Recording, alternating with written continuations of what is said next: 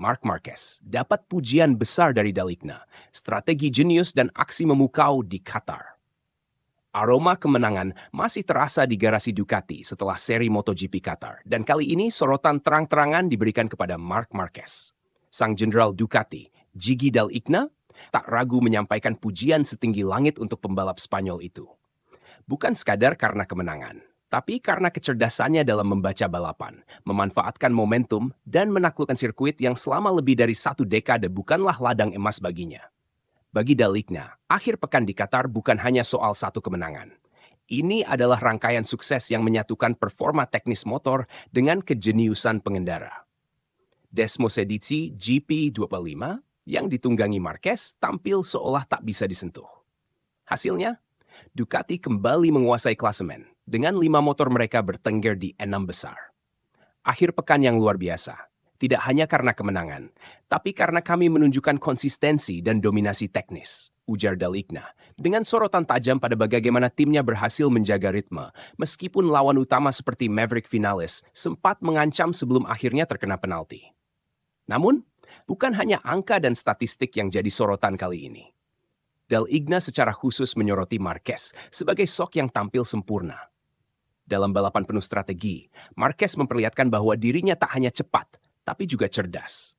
Ia tahu kapan harus menekan, kapan harus menghemat ban, dan yang terpenting, tahu persis momen untuk menyerang. Marc benar-benar sedang dalam performa tak tertandingi. Ia membaca balapan seperti maestro, menahan diri di saat yang tepat, lalu menyerang dengan presisi ketika lawan mulai kehabisan napas. Itu bukan sekadar bakat alami, tapi buah dari pengalaman dan naluri balap yang luar biasa, ungkap Dall'Igna penuh kekaguman. Hasilnya, Marquez mencatat kemenangan ketiganya dari 4 Grand Prix utama musim ini, serta 7 dari 8 total balapan, termasuk sprint. Sebuah capaian luar biasa mengingat sirkuit Qatar bukanlah favoritnya. Bahkan ia sudah lebih dari 10 tahun tidak tampil sebaik ini di sana. Di sisi lain, Pecco Bagnaia juga mendapat pengakuan meski harus puas finish di posisi kedua setelah naik podium usai penalti Vinales. Start yang kurang ideal memaksanya membuang energi di awal balapan, membuatnya kehabisan tenaga dan daya tahan ban ketika pertarungan masuk fase akhir. Pecco tampil kuat, tapi harus membayar mahal karena memulai dari posisi yang terlalu belakang. Dalam balapan seketat ini, setiap detail menentukan, jelas Dall'Igna, mengisyaratkan pentingnya pole position dalam perebutan juara musim ini. Sementara itu, Franco Morbidelli menambahkan warna baru pada dominasi Ducati. Pembalap VR.0 itu tampil solid dan sempat memimpin balapan, menunjukkan bahwa adaptasinya dengan motor baru berjalan sangat baik. Morbidelli layak dipuji. Ia menunjukkan bahwa kerja keras dan determinasi bisa membuahkan hasil gemilang. Puji Dall'Igna lagi.